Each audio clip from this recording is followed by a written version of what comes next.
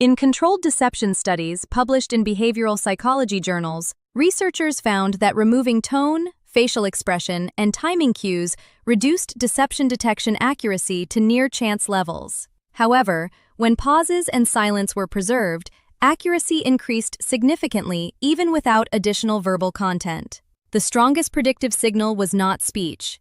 It was structured absence of speech.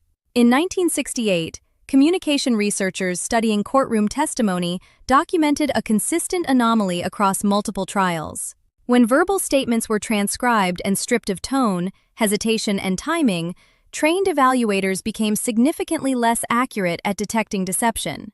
In some cases, accuracy dropped to near-chance levels. Yet when the same statements were delivered in real time, observers reported strong gut certainty about honesty or dishonesty, even when they could not articulate why. The contradiction was stable across conditions. Speech carried meaning, but silence surrounding speech, pauses, gaps, refusal to elaborate, carried more predictive weight than the words themselves.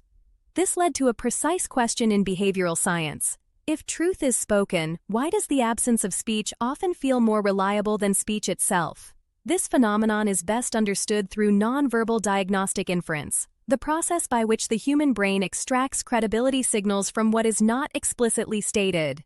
In social psychology, this aligns with research on ambiguity processing and predictive social cognition.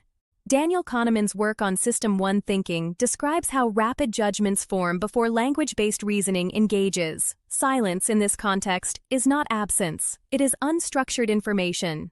The core concept here is behavioral inference from non-action, the brain interpreting pauses, omissions, and restraint as data points in evaluating truthfulness and intent.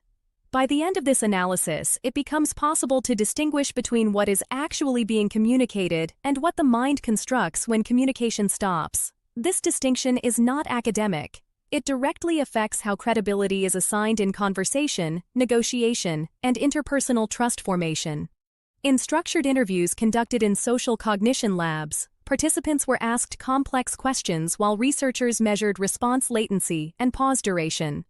A consistent pattern emerged. Individuals under cognitive strain did not necessarily speak less. They spoke differently. Their silence increased before correction, not before deception. The brain, when managing uncertainty, introduces micropauses during internal model construction. Silence often reflects processing demand, not emotional concealment. Detection tool. If someone pauses before answering, distinguish between hesitation during formulation versus hesitation during concealment.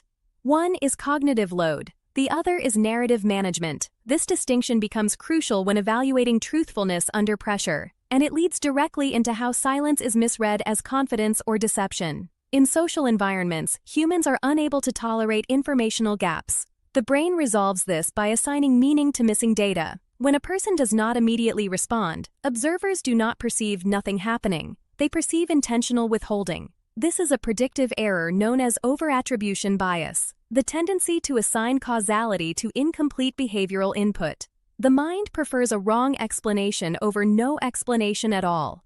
Silence becomes a blank screen onto which internal assumptions are projected. Detection tool. When you perceive silence in others as meaningful, test whether that meaning is based on evidence or simply the discomfort of uncertainty. This mechanism is foundational for understanding why silence feels honest, even when it is not communication at all. It also connects directly to how authority is inferred. In observational studies of leadership dynamics, individuals who speak less frequently but more deliberately are often rated as higher in competence, not because they provide more information, but because they reduce predictive noise. Groups unconsciously assign authority to individuals who do not over-explain, because excessive explanation increases perceived uncertainty. Authority is often a function of reduced informational leakage, not increased knowledge. Silence, in this context, functions as control over narrative exposure.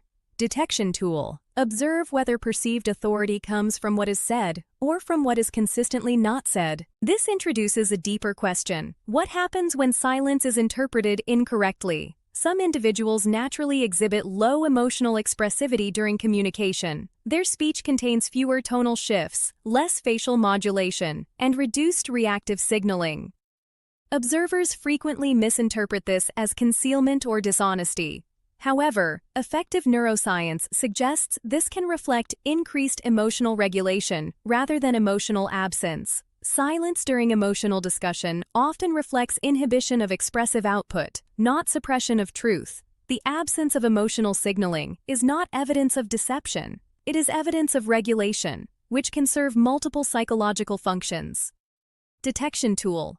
If silence occurs during emotionally charged conversation, evaluate whether it is accompanied by consistency and narrative structure, not just absence of expression. This leads into the most critical layer: predictive processing failure. Human trust is not built on certainty, it is built on predictability. When speech is continuous and structured, the brain can model future behavior with higher confidence. When silence interrupts that structure, predictive modeling degrades. The brain compensates by assigning increased significance to remaining cues. Thus, silence becomes disproportionately weighted in judgment formation. What feels like honesty in silence is often the brain attempting to restore predictive stability. Detection tool. Ask whether your trust is based on actual information or on the comfort of being able to predict someone's next words.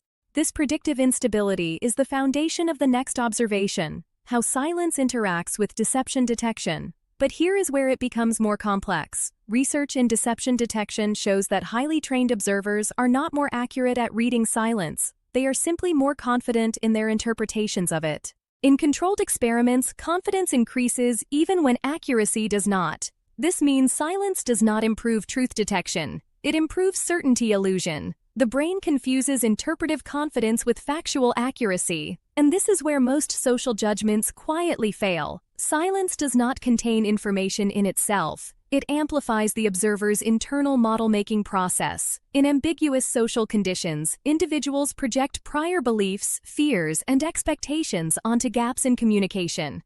This is why silence can feel comforting in one context and threatening in another. The same stimulus produces opposite interpretations depending on internal state. Silence reveals more about the observer than the speaker. Detection tool. When interpreting silence, shift focus from "what does this mean about them" to "what does my interpretation depend on?" This reframes silence from signal to mirror. If silence is not inherently truthful or deceptive, but instead a neutral structure filled by interpretation, then human communication is less about exchange of facts and more about management of uncertainty. Every conversation contains more inference than information, and most judgments about others are constructed in the space where words stop and assumptions begin. This implies a structural instability in how certainty is formed in social perception.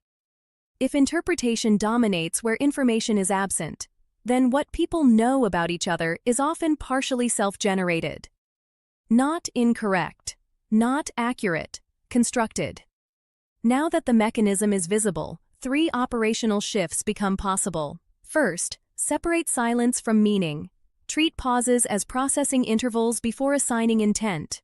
Second, track your prediction pressure. If silence makes you uncomfortable, identify whether that discomfort comes from lack of information or from need for closure. Third, evaluate consistency over absence. Trust should be built on stable patterns across time, not isolated moments of non-response. One final observation remains. Silence does not reveal truth.